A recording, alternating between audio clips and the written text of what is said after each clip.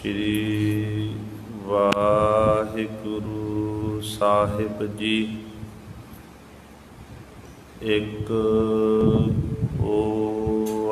ओंकार सतनाम करता पुरख निर्भव निर्वैर अकाल मूरत अजूनी सैभं गुर प्रसाद। आवो सिख सतगुरु के प्यारे हो, गावो सच्ची बाणी। बाणी ता गावो गुरु केरी, बाणिया सिर बाणी।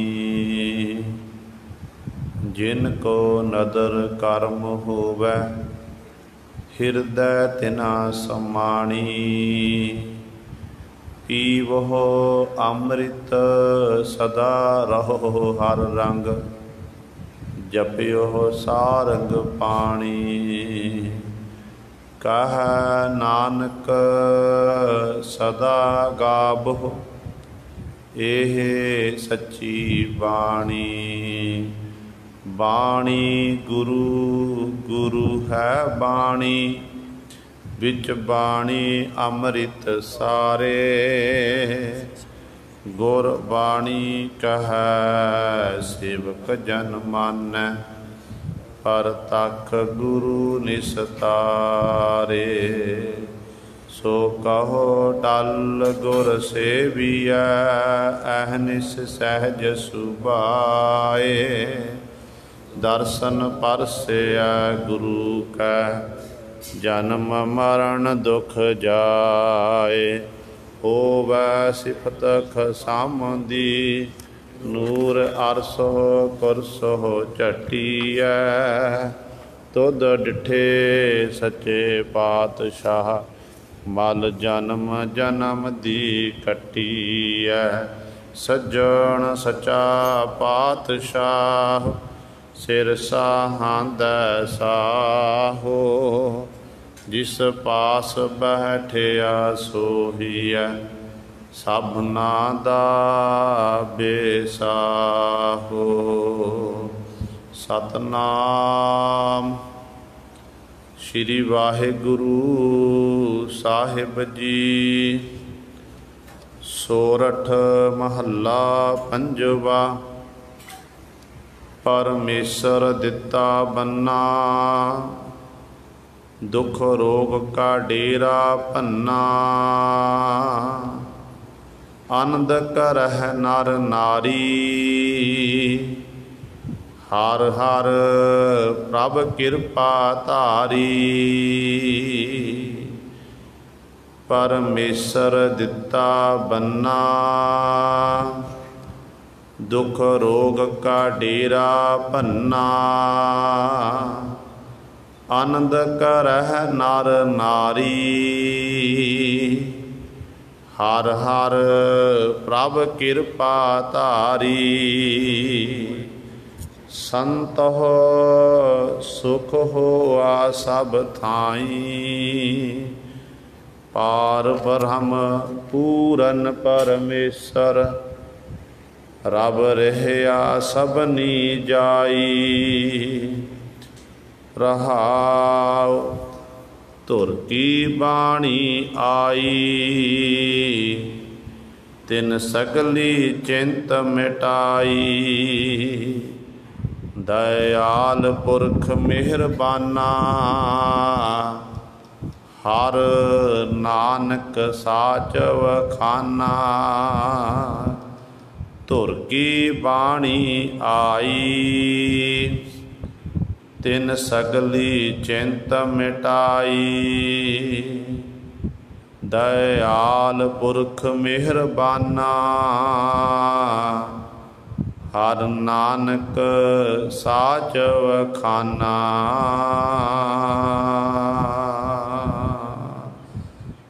ਵਾਹਿਗੁਰੂ ਜੀ ਕਾ ਖਾਲਸਾ ਵਾਹਿਗੁਰੂ ਜੀ ਕੀ ਫਤਿਹ। ਪਰਮ ਸਨਮਾਨਯੋਗ ਜੁਗੋ ਜੁਗ ਅਟਲ ਚਬਰ ਛਤਰ ਤਖ ਦੇ ਮਾਲਕ ਬਾਣੀ ਕੇ ਬੋਹਿਤ ਧੰਨ ਧੰਨ ਸਾਹਿਬ ਸ਼੍ਰੀ ਗੁਰੂ ਗ੍ਰੰਥ ਸਾਹਿਬ ਸੱਚੇ ਸਤਿਗੁਰੂ ਜੀ ਦੀ ਪਾਵਨ ਪਵਿੱਤਰ ਨਿੱਘੀ ਗੋਦ ਅੰਦਰ ਜੁੜ ਬੈਠੇ ਗੁਰੂ ਰੂਪ ਗੁਰੂ ਸਵਾਰੇ ਖਾਲਸਾ ਸਾਧ ਸੰਗਤ ਜੀਓ। ਆਪ ਜੀ ਵੱਡਿਆਂ ਭਾਗਾਂ ਵਾਲੇ ਹੋ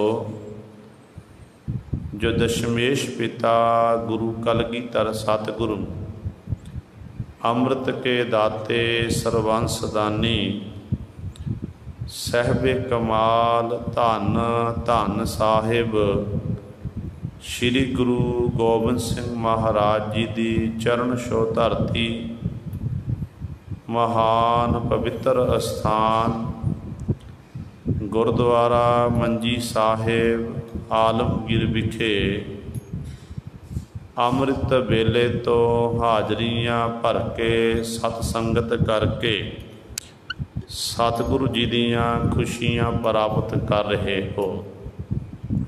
ਅੰਮ੍ਰਿਤ ਵੇਲੇ ਤੋਂ ਸਜੇ ਦੀਵਾਨਾਂ ਵਿੱਚ ਆਪ ਜੀ ਨੇ ਹੁਣੇ ਹੀ ਸਤਿਕਾਰਯੋਗ ਗੁਰੂ ਘਰ ਦੇ ਕੀਰਤਨੀਆਂ ਪਾਸੋਂ ਸ਼੍ਰੀ ਆਸਾ ਜੀ ਕੀ ਵਾਰ ਦੇ ਕੀਰਤਨ ਸਰਵਣ ਕੀਤੇ ਹਨ। ਸੋ ਅੱਜ ਗੁਰੂ ਸਵਾਰਿਓ ਧੰਨ ਧੰਨ ਸਤਿਗੁਰੂ ਸਾਹਿਬ ਸ਼੍ਰੀ ਗੁਰੂ ਗ੍ਰੰਥ ਸਾਹਿਬ ਮਹਾਰਾਜ ਜੋ ਜਿਨ੍ਹਾਂ ਨੂੰ ਆਪਾਂ ਬਾਣੀ ਕੇ ਬੋਹਿਤ ਆਖਦੇ ਹਾਂ, ਜੋ ਪੂਰੀ ਕਾਇਨਾਤ ਦੇ ਮਾਲਕ ਹਨ, ਮਨੁੱਖਤਾ ਦੇ ਗੁਰੂ ਹਨ, ਸਰਬ ਸਾਂਝੀ ਵਾਲਤਾ ਦਾ ਉਪਦੇਸ਼ ਦੇਣ ਵਾਲੇ ਸੱਚੇ ਸਤਿਗੁਰੂ ਧੰਨ ਧੰਨ ਸਾਹਿਬ ਸ਼੍ਰੀ ਗੁਰੂ ਗ੍ਰੰਥ ਸਾਹਿਬ ਮਹਾਰਾਜ ਜੀ ਦਾ ਅੱਜ ਪਹਿਲਾ ਪ੍ਰਕਾਸ਼ ਪੁਰਬ ਹੈ।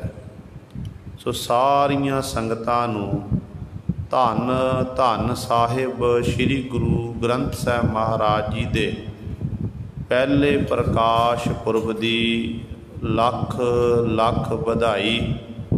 ਆਓ ਜਿੰਨਾ ਸਮਾਂ ਸਾਨੂੰ ਪ੍ਰਾਪਤ ਹੋਇਆ ਹੈ, ਸਮੇਂ ਵਿੱਚ ਰਹਿ ਕੇ ਆਪਾਂ ਸਤਿਗੁਰੂ ਗੁਰੂ ਗ੍ਰੰਥ ਸਾਹਿਬ ਮਹਾਰਾਜ ਜੀ ਦੀ ਪਾਵਨ ਬਾਣੀ ਦੀ ਵਿਚਾਰ ਤੇ ਜਿਵੇਂ ਧੰਨ ਗੁਰੂ ਅਰਜਨ ਦੇਵ ਮਹਾਰਾਜ ਨੇ ਭਾਈ ਸਾਹਿਬ ਭਾਈ ਗੁਰਦਾਸ ਜੀ ਨੂੰ ਲਿਖਾਰੀ ਲਾ ਕੇ ਸਤਿਗੁਰੂ ਗੁਰੂ ਗ੍ਰੰਥ ਸਾਹਿਬ ਮਹਾਰਾਜ ਜੀ ਦਾ ਪਾਵਨ ਸਰੂਪ ਦੀ ਸੰਪਾਦਨਾ ਕੀਤੀ, ਉਸ ਇਤਿਹਾਸ ਨਾਲ ਆਪਾਂ ਸਾਂਝ ਪਾਉਣੀ ਹੈ। ਜਦੋਂ ਆਪਾਂ ਸੰਸਾਰ ਵਿੱਚ ਦੇਖਦੇ ਹਾਂ, ਹਰ ਇੱਕ ਮਜ਼ਹਬ ਦੇ, ਚਾਹੇ ਕੋਈ ਹਿੰਦੂ ਹੈ, ਚਾਹੇ ਮੁਸਲਮਾਨ ਹੈ, ਚਾਹੇ ਸਿੱਖ ਹੈ, ਈਸਾਈ ਹਨ, ਕੋਈ ਵੀ ਹਨ, ਹਰ ਇੱਕ ਧਰਮ ਦਾ ਆਪਣਾ ਆਪਣਾ ਗ੍ਰੰਥ ਹੈ। ਹਿੰਦੂ ਵੀਰਾਂ ਦੇ ਵੇਦ ਸ਼ਾਸਤਰ ਨੇ, ਗੀਤਾ ਹੈ, ਰਮਾਇਣ ਹੈ, ਉਹਨਾਂ ਨੂੰ ਮੁਬਾਰਕ। ਇਸੇ ਤਰ੍ਹਾਂ ਹੀ ਜਿਹੜੇ ਮੁਸਲਮਾਨ ਮਤ ਅਨੁਸਾਰ 4 ਕਤੇਬ ਹਨ, ਇਹਨਾਂ ਵਿੱਚੋਂ ਕੁਰਾਨ ਸ਼ਰੀਫ ਜਿਹਨੂੰ ਗੁਰੂ ਸਾਰੇ ਇਹ ਮੁਹੰਮਦ ਸਾਹਿਬ ਤੋਂ ਉਚਾਰਨ ਕੀਤੀ ਹੋਈ ਮੰਨਦੇ ਹਨ। ਪਰ ਅਸਲ ਵਿੱਚ ਜੇ ਦੇਖਿਆ ਜਾਵੇ, ਜਿਹੜੇ ਵੇਦ ਸ਼ਾਸਤਰ ਨੇ ਜਾਂ ਹੋਰ ਰਮਾਇਣ ਹੈ, ਗੀਤਾ ਇਤਿਆਦਿਕ, ਇਹ ਦੱਸਿਆ ਜਾਂਦਾ ਹੈ ਕਿ ਜਿਹੜੇ ਇਹ ਗ੍ਰੰਥ ਬਾਅਦ ਵਿੱਚ ਲਿਖੇ ਗਏ, ਇਹ ਕੇਵਲ ਸ਼੍ਰੀ ਕ੍ਰਿਸ਼ਨ ਜੀ ਦੀ ਜੋ ਉਚਾਰਨ ਕੀਤੀ ਹੋਈ ਗੀਤਾ ਹੈ, ਉਹਦੇ ਬਾਬਤ ਇਹ ਹੈ ਕਿ ਜਦੋਂ ਮਹਾਭਾਰਤ ਦਾ ਯੁੱਧ ਹੋ ਰਿਹਾ ਸੀ, ਅਰਜਨ ਆਪਣੇ ਸਾਹਮਣੇ ਖਲੋਤੇ ਹੋਏ ਸੰਬੰਧੀਆਂ ਉੱਤੇ ਵਾਰ ਨਹੀਂ ਕਰਦਾ, ਉਦੋਂ ਫਿਰ ਗੀਤਾ ਉਚਾਰਨ ਕੀਤੀ ਸੀ ਮੈਦਾਨ ਰਣ ਭੂਮੀ ਦੇ ਵਿੱਚ।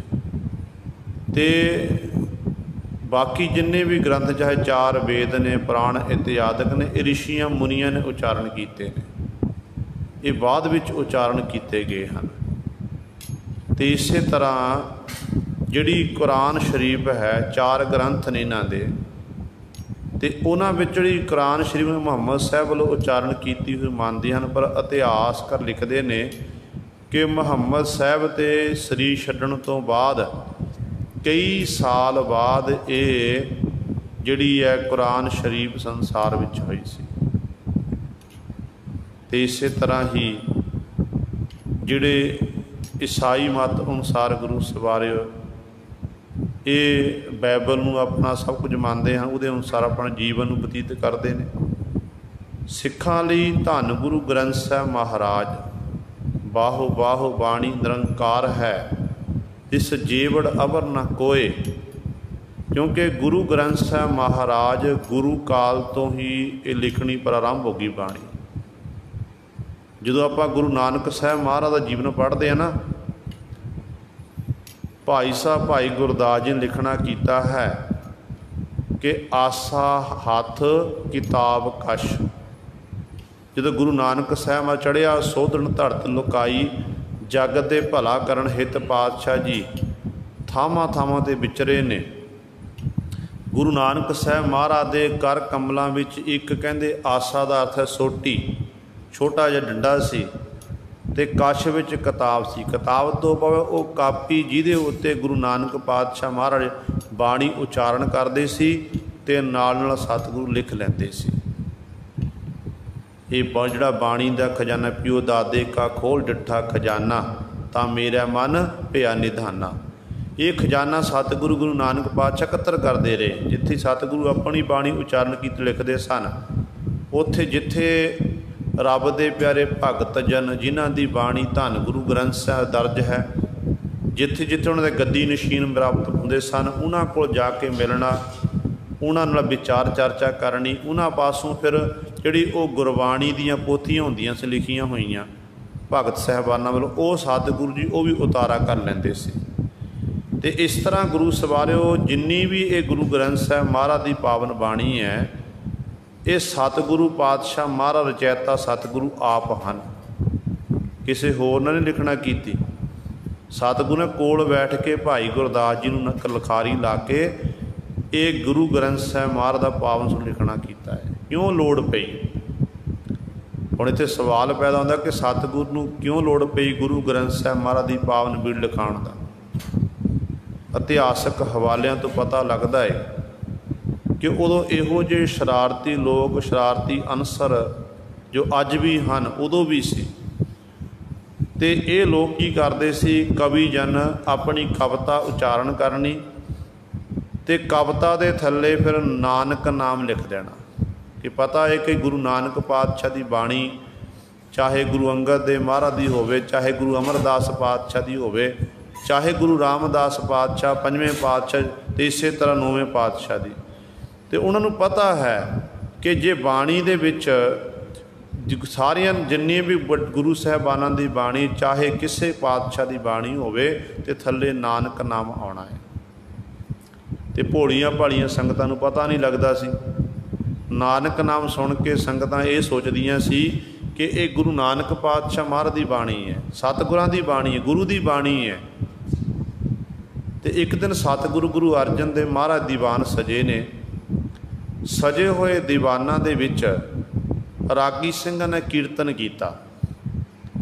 ਜਦੋਂ ਕੀਰਤਨ ਕਰ ਰਹੇ ਨੇ, ਕੀਰਤਨ ਕਰਦਿਆਂ ਇੱਕ ਸ਼ਬਦ ਇਹੋ ਜਿਹਾ ਪੜ੍ਹਿਆ ਜੋ ਗੁਰੂ ਪਾਤਸ਼ਾਹ ਵੱਲੋਂ ਉਚਾਰਨ ਕੀਤਾ ਹੋਇਆ ਨਹੀਂ ਸੀ। ਸਤਿਗੁਰਾਂ ਦੇ ਸਰਵਣਾਂ ਦੇ ਵਿੱਚ ਉਹ ਤੁਕਾਂ ਪਈਆਂ ਅਤੇ ਪਾਤਸ਼ਾਹ ਜੀ ਨੇ ਉਸੇ ਸਮੇਂ ਰਾਗੀ ਸਿੱਖ ਨੂੰ ਰੋਕਣਾ ਕੀਤਾ, ਰਵਾਬੀ ਸਿੱਖਾਂ ਨੂੰ, ਕਿ ਭਾਈ ਤੁਸੀਂ ਇਹ ਬਾਣੀ ਗੁਰੂ ਸਾਹਿਬਾਨ ਦੀ ਨਹੀਂ ਹੈ, ਇਹ ਕਿਸੇ ਕਵੀ ਦੀ ਉਚਾਰਨ ਕੀਤੀ ਹੋਈ ਹੈ। ਗੁਰੂ ਦੇ ਦਰਬਾਰ ਵਿੱਚ ਕੇਵਲ ਬਾਣੀ ਗੁਰੂ, ਗੁਰੂ ਹੈ ਬਾਣੀ, ਵਿੱਚ ਬਾਣੀ ਅੰਮ੍ਰਿਤ ਸਾਰੇ, ਗੁਰਾਂ ਦੀ ਬਾਣੀ ਦਾ ਗਾਇਨ ਕਰਨਾ ਹੈ। ਬਾਕੀ ਕਿਸੇ ਮਨਮਤੀ ਦੀ ਬਾਣੀ ਜਿਹੜੀ ਹੈ ਉਹ ਗੁਰੂ ਕੇ ਦਰਬਾਰ 'ਚ ਗਾਈ ਨਹੀਂ ਜਾ ਸਕਦੀ ਹੈ। ਤਾਂ ਹੀ ਗੁਰੂ ਅਮਰਦਾਸ ਪਾਤਸ਼ਾਹ ਨੇ ਵਚਨ ਕਰ ਦਿੱਤੇ ਨਾ ਕਿ ਸਤਿਗੁਰੂ ਬਿਨਾ ਹੋਰ ਕੱਚੀ ਹੈ ਬਾਣੀ, ਬਾਣੀ ਤਾਂ ਕੱਚੀ ਸਤਿਗੁਰੂ ਬਾਝੋ ਹੋਰ ਕੱਚੀ ਬਾਣੀ, ਕਹਦੇ ਕੱਚੇ ਸੁਣਦੇ ਕੱਚੇ, ਕੱਚੀ ਆਖ ਬਖਾਣੀ, ਹਰ ਹਰ ਨਿਤ ਕਰੇ ਰਸਨਾ ਕਹਿਆ ਕਛੂ ਨਾ ਜਾਣੀ। चित जिन का हिरलिया माया, बोलन पेर वाणी, कह नानक सतगुरु बाझो होर कच्ची बाणी। प्रथक सतगुरु ने दस दिता कि गुरु तो बाझो जिहड़ी बाणी होर लिखनी है, उचारनी है, वो बाणी हो सकती है पर गुरबाणी नहीं हो सकती है। बाणी हो सकती है, गुरबाणी नहीं हो सकती। गुरबाणी है गुरां दी बाणी। इस करके सतगुरु ने ये पाई कच्चे पिल्लियां दी बाणी गुरु के दरबार विखे नहीं पढ़ी जा सकती है। सतगुरु रागी सिख नूं रोकिया ते कोल बैठे सी भाई साहब भाई गुरदास जी, ब्रह्म ज्ञानी बाबा बुढ़ा साहब जी, होर अनेकां निकट वरती सिख जिहड़े गुरु के दरबार विच हर समय शामिल रहिंदे सन, जिन्हां नाल पातशाह जदों भी कोई कारज करना सलाह मशवरा करते सी। तो इन्हां ने सारिਆਂ ने इकत्तर हो के फिर सतगुरु गुरु अर्जन देव महाराज चरणों 'च बेनती की कि सच्चे पातशाह जी इस तरह का बहुत बड़ा भुलेखा पै जाएगा। जिहड़ी ये कविता इत्थे रागी सिख ने पढ़ना की है, ये तुहाडे भतीजे मेहरबान की उचारण की हुई है। मेहरबान कवितावां रचदा ते अपने आप नूं गुरु अखवांदा है ते थल्ले नानक नाम लिख दिंदा है। ते सतगुरु इस तरह बहुत बड़ा भुलेखा भोलियां भालियां संगतां नूं लग रहा है। ते सतगुरु अज तां आप जी कोल बैठे हुए सी, आप जी ने श्रवण कीते ते रोक दिता। जिहड़े सिख घरां विच बैठे हुए ने, थावां थावां ते हन, देशां विदेशां दी धरती ते हन, उन्हां सिखां नूं किवें पता लगेगा ये गुरां दी बाणी है कि जे कवि दी ये कविता है। तो सतगुरु कृपा करो कि इहो जिहा तरीका वरतो ताकि जिहड़ी बाणी एक थां ते इकत्तर हो जावे, एक थां ते बाणी इकत्तर हो जावे। तो इस तरह फिर जिहड़ा ये ताकि भोलियां भालियां संगतां नूं पता लग जाए भाई ये बाणी है, ये कविता है। इस करके सतगुरु ताकि रल गट ना हो सके, आप जी बख्शिश करो कोई इहो जिहा तरीका वरतो। फिर धन गुरु अर्जन देव महाराज ने विचार की कि साडे नाना गुरु धन गुरु अमरदास पातशाह जी ने बचपन में जदों मैं रुढ़दा होया सतगुरां दे पणगे उत्ते चढ़न लग्या सी ते मैनूं गोद विच चक्किया सी ते इह वर दिता सी कि बोहता बाणी का दोहता बाणी का बोहता, जिहड़ा ये साडा दोहता है ये बाणी का जहाज रचेगा। तो धन गुरु अर्जन देव महाराज ने विचार की कि हुण समा आ गया, बाणी का जहाज रचन का समा आ गया है। बाणी नूं एक थां ते इकत्तर करन दा, सारा खजाना एक थां ते इकत्तर होवेगा। ते सारा जिन्ना भी मेरा परिवार है सिख ने, जिन्ने भी गुरु नानक दे देवा संगतां हन, वो सारे रल मिल के इस बाणी के खजाने नूं वरतणगे। ते गुरु सवार इस तरह विचार करके पातशाह जी कोल कुछ कु पोथियां गुरबाणी दीयां पईयां होईयां सन, क्योंकि मर्यादा सी।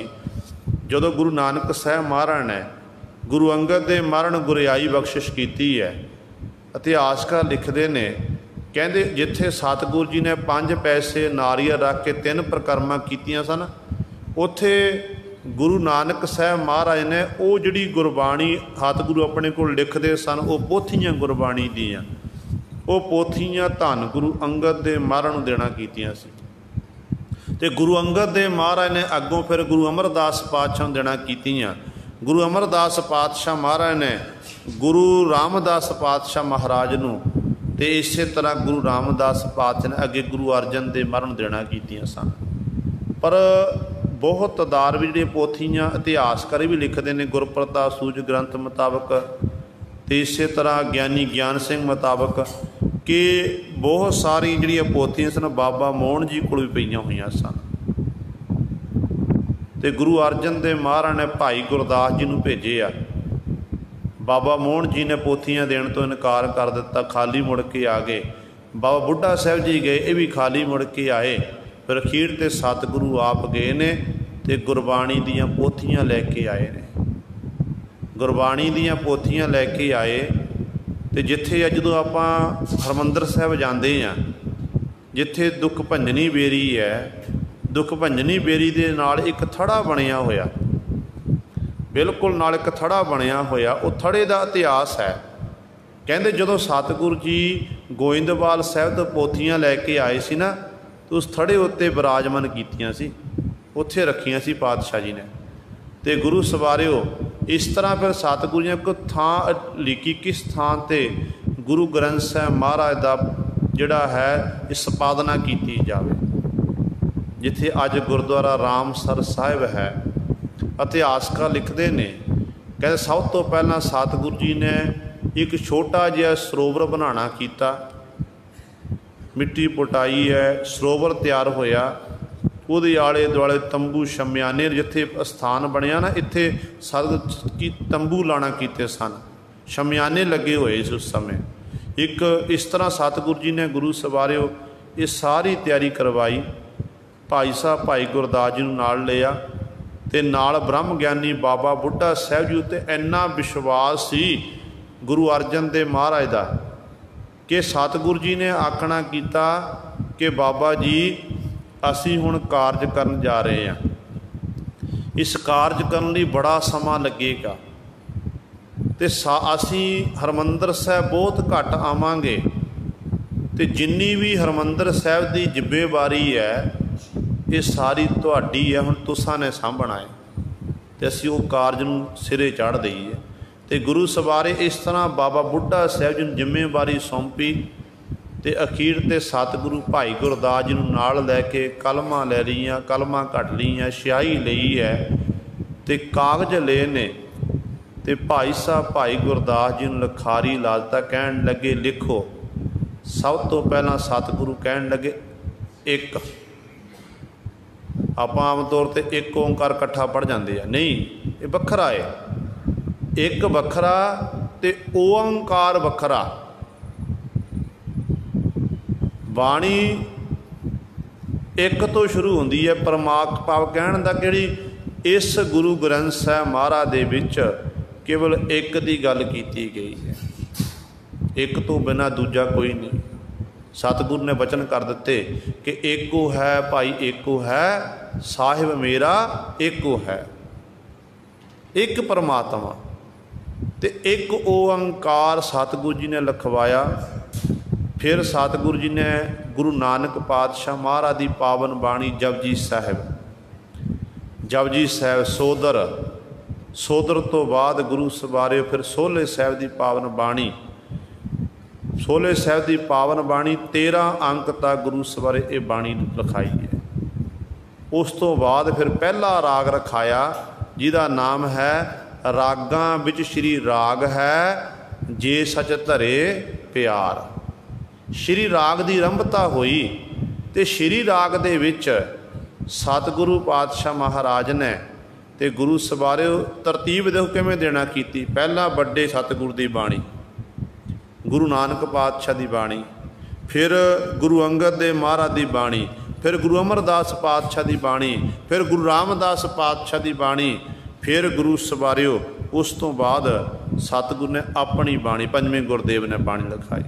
फिर उस तो बाद भगत साहबाना की बाणी, कबीर की बाणी, रविदास की बाणी, नामदेव की बाणी, तो इस तरह 15 भगतां की बाणी सतगुरु दर्ज करवाई। तो इतिहासकार इस तरह लिखते हैं, कहते सतगुरु जी लिखा रहे ने, तो इस तरह भाई गुरदास जी लिखते जा रहे हैं। तकरीबन 3 साल का समा लग्या सी। 1601 दे विच ये आरंभता हुई सी लिखना, तो 1604 दे विच धन गुरु ग्रंथ साहब महाराज की पावन बीड़ लिखी गई, जिन्होंने पोथी परमेश्वर के थान निवाजना किया सी। इस तरह 3 साल तकरीबन 3 साढ़े 3 साल लगे ने। फिर सतगुरु जी ने एक गुरु ग्रंथ साहब पावन बीड़ लिखाना की। जो सतगुरु बाणी लिखवा रहे ने, उस समय सतगुरां दे कोल सिखां ने बेनती की, सच्चे पातशाह बाबा बुढ़ा साहब होर सिखां ने, सतगुरु जी बाणी नूं पढ़ के मन नूं बड़ी शांति मिलती है, सकून मिलता है। पर सतगुरु कलयुग का भयानक समा है। इस कलयुग के भयानक समय च लोग बड़े दुखी ने, लोग तराहे तराहे कर रहे हैं। सतगुरु आप जी कृपा करके इहो जी बाणी उच्चारण करो ਤਾਂ ਕਿ ਜੀਵ ਨੂੰ ਇੱਕ ਦਿਨ ਦੇ ਵਿੱਚ 24,000 ਸਵਾਸ ਆਉਂਦੇ ਨੇ ਤੇ ਉਹ ਬਾਣੀ ਪੜ੍ਹ ਕੇ ਇਹਦੇ 24,000 ਸਵਾਸ ਸਫਲੇ ਹੋ ਜਾਣ। ਤੇ ਸਤਿਗੁਰੂ ਗੁਰੂ ਅਰਜਨ ਦੇਵ ਮਹਾਰਾਜ ਨੇ ਫਿਰ ਗੁਰੂ ਸਵਾਰੇ, ਦੇਖੋ ਆਪਾਂ ਸੁਖਮਨੀ ਸਾਹਿਬ ਦੀ ਪਾਵਨ ਬਾਣੀ ਪੜ੍ਹਦੇ ਹਾਂ, 24 ਸ਼ਲੋਕ ਨੇ, 24 ਅਸ਼ਟਪਦੀਆਂ ਹਨ। ਤੇ ਸਤਿਗੁਰੂ ਜੀ ਨੇ ਇਹ ਜਿਹੜੀ ਬਾਣੀ ਹੈ ਸੁਖਮਨੀ ਸਾਹਿਬ ਦੀ ਪਾਵਨ ਬਾਣੀ, ਇਸੇ ਸਥਾਨ 'ਤੇ ਰਾਮਸਰ ਵਾਲੇ ਪਾਵਨ ਸਥਾਨ 'ਤੇ ਸਤਿਗੁਰੂ ਨੇ ਉਚਾਰਨ ਕੀਤੀ ਸੀ। ਤੇ ਭਾਈ ਗੁਰਦਾਸ ਜੀ ਲਿਖਦੇ ਗਏ ਤੇ ਸਤਿਗੁਰੂ ਉਚਾਰਨ ਕਰਦੇ ਗਏ। ਜੋ ਪਾਤਸ਼ਾਹ ਬਾਣੀ ਲਿਖਦੇ ਜਾ ਰਹੇ ਨੇ ਤੇ ਉਦੋਂ ਬਹੁਤ ਸਾਰੇ ਕਵੀਜਨ ਸਤਿਗੁਰਾਂ ਦੇ ਕੋਲ ਆਏ ਸੀ, ਜਿਨ੍ਹਾਂ ਨੂੰ ਸੰਸਾਰ ਦੇ ਲੋਕ ਭਗਤ ਕਹਿੰਦੇ ਨੇ, ਜਿਨ੍ਹਾਂ ਵਿੱਚੋਂ ਲਾਹੌਰ ਦੇ ਰਹਿਣ ਵਾਲੇ ਭਗਤ ਛੱਜੂ, ਸ਼ਾਹ ਹੁਸੈਨ, ਪੀਲੂ, ਕਾਨਾ, ਇਹ ਗੁਰੂ ਸਵਾਰੇ ਇਕੱਠੇ ਹੋ ਕੇ ਆਏ। ਇਹਨਾਂ ਨੂੰ ਪਤਾ ਲੱਗਿਆ ਕਿ ਗੁਰੂ ਅਰਜਨ ਦੇਵ ਮਹਾਰਾਜ ਬਾਣੀ ਲਿਖ ਰਹੇ ਹਨ, ਗ੍ਰੰਥ ਬਣਾ ਰਹੇ ਹਨ, ਤੇ ਅਸੀਂ ਵੀ ਆਪਣੀ ਬਾਣੀ ਦਰਜ ਕਰਾਈਏ। ਕਿਉਂਕਿ ਉਹਨੂੰ ਪਤਾ ਲੱਗਿਆ ਸੀ ਕਿ ਬਹੁਤ ਸਾਰੇ ਭਗਤ ਸਾਹਿਬਾਨਾਂ ਦੀ ਬਾਣੀ ਦਰਜ ਕਰਵਾ ਰਹੇ ਨੇ। ਉਹ ਭਗਤ ਜਿਨ੍ਹਾਂ ਨੂੰ ਉਸ ਸਮੇਂ ਸੰਸਾਰ ਦੇ ਲੋਕ ਪੁੱਛਦੇ ਨਹੀਂ ਸਨ, ਨੀਵੀਆਂ ਜਾਤਾਂ ਵਾਲੇ ਰਵਿਦਾਸ ਦੀ ਬਾਣੀ ਲਿਖ ਰਹੇ ਨੇ, ਕਬੀਰ ਦੀ ਲਿਖ ਰਹੇ, ਨਾਮਦੇਵ ਦੀ ਲਿਖ ਰਹੇ ਹਨ। ਜੇ ਉਹਨਾਂ ਦੀ ਲਿਖੀ ਜਾ, ਸਾਡੀ ਕਿਉਂ ਲਿਖੀ ਜਾ ਸਕਦੀ ਹੈ? ਕਹਿੰਦੇ ਇਹ ਉਸ ਸਮੇਂ ਸਤਿਗੁਰੂ ਪਾਤਸ਼ਾਹ ਮਹਾਰਾਜ ਦੇ ਕੋਲ ਆਏ, ਕਹਿਣ ਲੱਗੇ, ਪਾਤਸ਼ਾਹ ਜੀ ਆਪ ਜੀ ਸਾਡੀ ਬਾਣੀ ਵੀ ਦਰਜ ਕਰੋ। ਧੰਨ ਗੁਰੂ ਅਰਜਨ ਦੇਵ ਮਹਾਰਾਜ ਕਹਿਣ ਲੱਗੇ ਕਿ ਭਾਈ ਮੈਂ ਆਪਣੀ ਮਰਜ਼ੀ ਨਾਲ ਨਹੀਂ ਲਿਖ ਰਿਹਾ ਹਾਂ, ਮੈਨੂੰ ਤਾਂ ਜੋ ਮਾਲਕ ਵਾਹਿਗੁਰੂ ਦਾ ਹੁਕਮ ਹੋਇਆ ਨਾ, ਉਸੇ ਹੁਕਮ ਮੁਤਾਬਕ ਹੀ ਇਹ ਮੈਂ ਬਾਣੀ ਦਰਜ ਕਰ ਰਿਹਾ ਹਾਂ। ਉਹ ਆਪੋ ਬੋਲ ਨਾ ਜਾਣਦਾ, ਮੈਂ ਕਹਿਆ ਸਭ ਹੁਕਮ ਆਓ ਜੀਓ। ਉਸ ਮਾਲਕ ਦੇ ਹੁਕਮ ਦੇ ਵਿੱਚ ਹੀ ਲਿਖਿਆ ਜਾ ਰਿਹਾ ਹੈ। ਜਿਹੜੀ ਬਾਣੀ ਗੁਰਮਤਿ ਦੇ ਅਨੁਸਾਰ ਹੈ, ਅਨੁਕੂਲ ਹੈ, ਉਹ ਬਾਣੀ ਅਸੀਂ ਇੱਥੇ ਦਰਜ ਕਰ ਰਹੇ ਹਾਂ। ਜਦੋਂ ਸਤਿਗੁਰੂ ਨੇ ਇਹ ਆਖਿਆ, ਇਹ ਕਹਿਣ ਲੱਗੇ, ਨਹੀਂ ਜੀ ਸਾਡੀ ਬਾਣੀ ਸੁਣੋ। ਪਾਤਸ਼ਾਹ ਸੁਣਾਓ ਭਾਈ। ਕੱਲੇ ਕੱਲੇ ਨੇ ਆਪਣੀ ਬਾਣੀ ਸੁਣਾਈ, ਕਵਿਤਾ ਜਿਹੜੀ ਰਚੀ ਹੋਈ ਸੀ ਸੁਣਾਣਾ ਕੀਤੀ। ਤੇ ਧੰਨ ਗੁਰੂ ਅਰਜਨ ਦੇਵ ਮਹਾਰਾਜ ਆਖਣ ਲੱਗੇ, ਕਹਿਣ ਲੱਗੇ, ਤੁਹਾਡੀ ਬਾਣੀ ਗੁਰਮਤਿ ਦੇ ਅਨੁਕੂਲ ਨਹੀਂ ਹੈ। ਤੇ ਉਦੋਂ ਇਹ ਲੋਕ ਗੁਰੂ ਸਵਾਰੇ ਸਤਿਗੁਰਾਂ ਦੀ ਸ਼ਾਨ ਦੇ ਖਿਲਾਫ ਬੜੇ ਗੁੱਸੇ ਵਿੱਚ ਆ ਕੇ ਕਬੋਲ ਬੋਲਦੇ ਹੋਏ ਗਏ। ਤੇ ਇਹਨਾਂ ਨੂੰ ਸਜ਼ਾਵਾਂ ਵੀ ਮਿਲੀਆਂ ਨੇ। ਇਤਿਹਾਸਕਾਰ ਲਿਖਦੇ ਨੇ ਤੇ ਕਾਨਾ ਬੜਾ ਭੁੜਕਿਆ ਸੀ। ਤੇ ਜਦੋਂ ਸਤਿਗੁਰੂ ਤੋਂ ਇਸ ਤਰ੍ਹਾਂ ਕਬੋਲ ਬੋਲ ਕੇ ਗਿਆ, ਰਸਤੇ ਵਿੱਚ ਜਾ ਰਿਹਾ ਲਾਹੌਰ, ਤੇ ਉਸ ਸਮੇਂ ਰਸਤੇ ਦੇ ਵਿੱਚ ਹੀ ਗੁਰੂ ਸਰੇ ਇਹ ਪਹੁੰਚ ਨਹੀਂ ਸਕਿਆ, ਬੜੀ ਤੇਜ਼ੀ ਦਾ ਝੱਖੜ ਚੱਲਿਆ ਸੀ। ਇਹ ਰਥ ਤੋਂ ਥੱਲੇ ਡਿੱਗਿਆ। ਰਥ ਤੋਂ ਥੱਲੇ ਡਿੱਗਣ ਕਰਕੇ ਜਿਹੜਾ ਰਥ ਦਾ ਪਹੀਆ ਸੀ, ਇਹਦੇ ਸਿਰ ਉੱਤੇ ਉੱਤੋਂ ਦੀ ਲੰਘ ਗਿਆ, ਸਿਰ ਪਿੰਨਿਆ ਗਿਆ ਸੀ ਤੇ ਉੱਥੇ ਹੀ ਖਤਮ ਹੋ ਗਿਆ ਸੀ। ਗੁਰੂ ਪਾਤਸ਼ਾਹ ਮਹਾਰਾਜ ਨੂੰ ਕਬੋਲ ਬੋਲਿਆ ਸੀ ਤੇ ਉਹਦੀ ਸਜ਼ਾ ਇਹਨੂੰ ਮਿਲ ਗਈ ਸੀ। ਸੋ ਗੁਰੂ ਸਵਾਰਿਓ, ਇਸ ਤਰ੍ਹਾਂ ਸਤਿਗੁਰੂ ਜੀ ਨੇ ਕ੍ਰਮਵਾਰ ਬਾਣੀ ਦਰਜ ਕੀਤੀ, ਜਿਹਦੇ ਵਿੱਚ ਆਪਾਂ ਸਾਰੇ ਜਾਣਦੇ ਹਾਂ ਕਿ 6 ਗੁਰੂ ਸਾਹਿਬਾਨ ਦੀ ਬਾਣੀ, ਜਿੱਥੇ ਆਪਾਂ ਉਸ ਸਮੇਂ 5ਵੇਂ ਪਾਤਸ਼ਾਹ ਤੱਕ ਬਾਣੀ ਸੀ। ਕਿਉਂਕਿ ਜਿਹੜੀ ਗੁਰੂ ਤੇਗ ਬਹਾਦਰ ਪਾਤਸ਼ਾਹ ਮਹਾਰਾਜ ਦੀ ਪਾਵਨ ਬਾਣੀ ਹੈ, ਉਹ ਗੁਰੂ ਅਰਜਨ ਦੇ ਵਾਹਿਗੁਰੂ ਗੁਰੂ ਗੋਬਿੰਦ ਸਿੰਘ ਮਹਾਰਾਜ ਨੇ ਸਾਬੋ ਕੀ ਤਲਵੰਡੀ, ਗੁਰੂ ਕਾਸ਼ੀ, ਦਮਦਮਾ ਸਾਹਿਬ ਦੀ ਧਰਤੀ 'ਤੇ ਸਤਿਗੁਰੂ ਨੇ ਦਰਜ ਕੀਤੀ ਸੀ। ਤੇ ਇੱਥੇ 5ਵੇਂ ਪਾਤਸ਼ਾਹ ਤੱਕ ਬਾਣੀ ਦਰਜ ਕੀਤੀ ਗਈ। 13 ਅੰਕ ਤੋਂ ਲੈ ਕੇ ਅੱਗੇ ਗੁਰੂ ਸਵਾਰੇ ਸ੍ਰੀ ਰਾਗ ਤੋਂ ਲੈ ਕੇ 30 ਰਾਗਾਂ ਤੱਕ, ਜਿਹੜਾ ਗੁਰੂ ਸਰੇ ਜੈਜਾਵੰਤੀ ਤੋਂ ਪਹਿਲਾਂ ਪ੍ਰਭਾਤੀ ਰਾਗ ਤੱਕ, ਪ੍ਰਭਾਤੀ ਰਾਗ ਤੱਕ ਪਾਤਸ਼ਾਹ ਨੇ ਫਿਰ ਬਾਣੀ ਉਚਾਰਨ ਕੀਤੀ। ਜਿਹੜਾ ਦੇਖੋ, ਇੱਕ ਹੋਰ ਬੇਨਤੀ ਕਰਦੇ ਹਾਂ, ਜਿਹੜਾ ਸ਼੍ਰੀ ਰਾਗ ਹੈ ਇਹ ਰਾਤ ਦਾ ਰਾਗ ਮੰਨਿਆ ਗਿਆ। ਜਿਹੜੇ ਕੀਰਤਨ ਕਰਨ ਵਾਲੇ, ਜਿਹੜੇ ਰਾਗ ਵਿਦਿਆ ਦੇ ਮਾਹਰ ਨੇ, ਉਹਨਾਂ ਨੂੰ ਪਤਾ ਹੈ ਕਿ ਜਿਹੜਾ ਇਹ ਰਾਗ ਹੈ ਇਹ ਰਾਤ ਦੇ ਸਮੇਂ ਗਾਇਆ ਜਾਂਦਾ। ਫਿਰ ਉਸ ਤੋਂ ਬਾਅਦ ਸਤਿਗੁਰੂ ਜੀ ਨੇ ਅਖੀਰ 'ਤੇ ਲਿਖਿਆ ਪ੍ਰਭਾਤੀ ਰਾਗ 5ਵੇਂ ਗੁਰ ਦੇ ਮਹਾਰਾਜ ਨੇ। सतगुरु कहन लगे, समझाया कि पातशाह ने कि सिखा ए जीव तेरे जीवन विच अज्ञानता दी रात पई हुई है। तेरे जीवन विच अज्ञानता दी रात है, तू घुप हनेरे दे विच अपने जिंदगी नूं बतीत कर रहा है। पर जे तू इस तरह मालिक दी सिफत सलाह शुरू कर दिती, उस मालिक दी वडियाई करन लग पिया, एक दिन तेरे जीवन च इहो जिहा दिन आवेगा। ते प्रभाती दा अर्थ है प्रभात, अमृत वेले गाण वाला राग, कि तेरे जीवन च इहो जी किरपा होवेगी, तेरे जीवन च प्रभात हो सवेर हो जाएगी, भाव तू अपनी मंजिल तक पहुँच जाएगा, अपने जीवन को सफला कर लवेगा।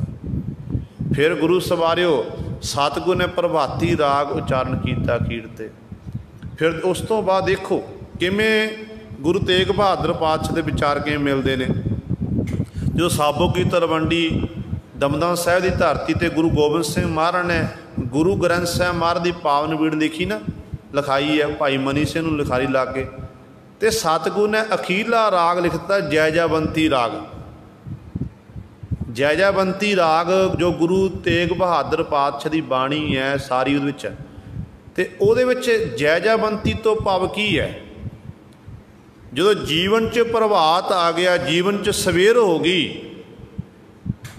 तो वह जिहदे जीवन च सवेर हो जाती है तो गुरु सवारे उन्होंने फिर दुनिया दे विच सत्कार मिलता है, वडियाई मिलती है। कुदरती तौर पर है, आप देख ली कोई चंगा काम आप करन लग जाइए ना, तो दुनिया के लोग सलाहण लग पैंदे ने कि फलाने ने वधिया काम किया है।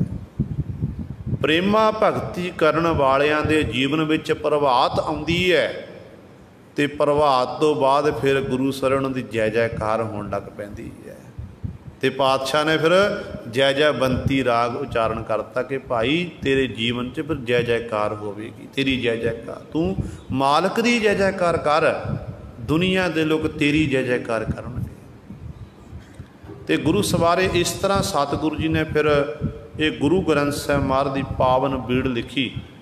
भाई साहब भाई गुरदास जी लिखारी ला के आपां याद रखना, अपने बच्चों को दसना जाके, क्योंकि उदों जो गुरु तेग बहादुर गुरु गोबिंद सिंह महाराज ने गुरु तेग बहादुर पातशाह 52 बाणी दर्ज करके 31 राग बना दिते। जिहड़े गुरु अर्जन देव महाराज समय पावन बीड़ तैयार हुई सी, ते उदों 30 राग सी, 30 राग सी, ते 15 भगत ते 11 भट्ट ते 4 गुरसिखां नूं भी सतगुरु ने थां देना कीती। ते कई इतिहासकार 3 मनते ने, 4 गुरसिख भाई इस तरह गुरु भाई सत्ता ते बलवंड जी, बाबा सुंदर जी ते भाई मरदाना जी। कई इतिहासकार लिखते हैं, कहते जिहड़ा भाई मरदाने नूं संबोधन करके गुरु अर्जन देव महाराज गुरु नानक साहिब महाराज ने शब्द उचारण किया सी, वो वक्री विचार है। तो ये गुरसिखां नूं देखो किन्ना मान सन्मान सतगुरु गुरसिखां नूं देना कीता, अपने नाल बिठा लिया, थां अपने नाल देना कीती है कि जिथे मैं बैठा तुसीं मेरे नाल बैठना करो। ये वडियाई ये मान सन्मान गुरु पातशाह ने देना कीता। फिर उस तो बाद जदों पावन ग्रंथ तैयार हो गया तो सतगुरु जी ने फिर सोचिया कि इहदी जिल्द बनाई जाए। गुरु पातशाह दे कोल भाई बन्नो जी लाहौर का रहन वाला सतगुरु पातशाह दे कोल बैठा, तो पातशाह कहन लगे भाई बन्नो तू इस पावन ग्रंथ की जड़ी है जिल्द की सेवा करना कर, लाहौर जा तो पावन ग्रंथ नूं जिल्द बना के लियाना कर। तो भाई बन्नो जी गए, तो भाई बन्नो जी गए ने। उस समय भाई बन्नो जी ने तो गुरु सवारियो कहते ने इतिहासकार लिखते हैं कि भाई बन्नो जी ने गुरु ग्रंथ साहिब दा उतारा कर लिया। उतारा किया तो विच होर कवितावां होर बाणियां दर्ज कर दित्तियां, तो जिल्द बना के जो लैके आए गुरु पातशाह दे कोल 2 ग्रंथ रख दिते। एक सतगुरु गुरु अर्जन देव महाराज वालों जो भाई गुरदास तो लिखाया सी, एक अपना ग्रंथ तैयार किया होया। तो पातशाह कहना ये की कीता? सतगुरु विच मैं होर बाणी दर्ज की। पातशाह कहन लगे भाई की तू आग्या लेना कीती ते? किसी नूं अधिकार नहीं है कि इस ग्रंथ दे विच कोई अपनी बाणी दर्ज कर सके। ये बाहो बाहो बाणी निरंकार है, तिस जेवड़ अवर न कोय। ये धुर की बाणी आई, तिन सगली चिंत मिटाई। दयाल पुरख मेहरबाना, हर नानक साच वखाना। इस करके ये बाणी की कोई बरोबरता नहीं कर सकता। ये गुरां दी बाणी है, ये निरंकार दी बाणी है। सतगुरु कहन लगे भाई बनो तेरी बीड़ खाड़ी, ते पातशाह ने बचन कीते प्रवान नहीं कीते पातशाह ने ओ बीड़। ते गुरु सवारे गुरु ग्रंथ साहिब जिल्द बनवाई गई। हुण सतगुरु जी विचार करते हैं कि गुरु ग्रंथ साहिब महाराज का प्रकाश कित्थे कीता जावे, क्योंकि बाणी का संग्रह होया एक थां ते एकत्रता हुई है, धुरों दरगाहों बाणी है, तो बड़ा सत्कार चाहिए सी। पातशाह तो सोचते किहड़ी थां इहो जी होवे जिथे इस बाणी का सत्कार कायम रहे, दुनिया के लोग आके सजदा करन। सोचां विच विचारां विच ने भाई साहब भाई गुरदास जी नूं सदिया, बाबा बुढ़ा साहब जी आ गए। गुरु अर्जन देव महाराज बाबा बुढ़ा साहब जी का बड़ा सत्कार करते सी। जदों भी कोई गुरु घर का मसला हुंदा सी, सलाह मशवरा बाबा बुढ़ा साहब ते भाई गुरदास जी ने करते हुंदे सन। जो बाबा बुढ़ा साहब जी ने कह दिता ते सतगुरु जी सत करके मान लिया। इन्ना प्रेम सी आपस विच। ते बाबा बुढ़ा साहब जी नूं सदिया, पुछया कि बाबा जी गुरु ग्रंथ साहिब हमारा पोथी परमेश्वर का थां, ये पावन बीड़ तैयार हुई है, आप जी बख्शिश करके दसो कित्थे आपां इस ग्रंथ का प्रकाश करिए। बाबा बुढ़ा साहब जी नूं सतगुरु कह रहे हैं कि बाबा जी आप जी दाने हो, सियाणे हो, सिखां विचों आप जी गुरु नानक पातशाह तो लैके हुण तक गुरु घर की अणथक सेवा करते हो। वो थां दसो, वो टिकाणा दसो जिस थां ते असीं गुरु ग्रंथ साहिब महाराज का प्रकाश कर सकीए। ते बाबा बुढ़ा साहब जी कहन लगे सतगुरु आप जी अंतरजामी हो, गुरु नानक दी जोत दे मालक हो, पंजवें गुरदेव हो, मैनू आप जी पुछदे हो। मैं तो आप जी दे दर दा एक छोटा जिहा निमाणा जिहा सेवक हाँ। सतगुरु मैनू की पता, पर जे तुसी मैनू पुछे आए, बाकी सतगुरु आप जी की मर्जी है, जिवें आप जी चंगा लगदा उस तरह करो। जे आप जी मैनू पुछ रहे हो ना मेरे मुताबक, तो सतगुरु जी डिठे सभे थाव नहीं तुद जिहिया, बद्ध हो पुरख विधाता तां तू सोहिया। सतगुरु जी हरमंदर साहिब तो उची थां, हरमंदर साहिब तो रमणीक थां कोई हो ही नहीं सकती है जिथे सतगुरु जी आप जी ने कर कमला हरमंदर तैयार करवाया है, उत्थे सतगुरु जी का प्रकाश किया जाए। तो सतगुरु कहने लगे ठीक है, हरमंदर साहिब ही ऐसी थां है जिथे जिहड़ा सिखां दा हिरदा है, तो उस थान ते असी गुरु ग्रंथ साहिब महाराज का प्रकाश करांगे। क्यों कारण सी, देखो किवें मेल खां। देखो गुरबाणी विच हर जाति हर मजहब के लोगों की जिहड़ी बाणी दर्ज है, खत्तरी ब्राह्मण शूद वैस सारिਆਂ ਦੀ बाणी दर्ज है। तो हरमंदर साहिब के 4 दरवाजे ने। जो आप हरमंदर साहिब जाते हैं ना, 4 दरवाजे पातशाह ने बनाए हुए ने, एक पुल बनया होया, रास्ता एक अंदर जाने लई, दरवाजे 4 ने। सिक्ख्या की मिलती है कि मालक नूं मिलण दा राह एक है, बखरे बखरे मार्ग बन गए, बखरी गल है। पर हरमंदर साहिब 4 दरवाजे कोई चल के आवे, इत्थे खत्तरी भी आ सकता, इत्थे ब्राह्मण भी आ सकता, ये शूद्र भी आ सकता, इसे वैस भी आ सकता है, किसी भी मजहब का आ सकता है। चाहे हिंदू आवे, मुसलमान आवे, ईसाई आवे, जैनी आवे, बोधी आवे, कोई आवे, हरमंदर साहिब विखे सारिਆਂ ਨੂੰ अधिकार ने मत्था टेकना, किसी रोकया नहीं जा सकता।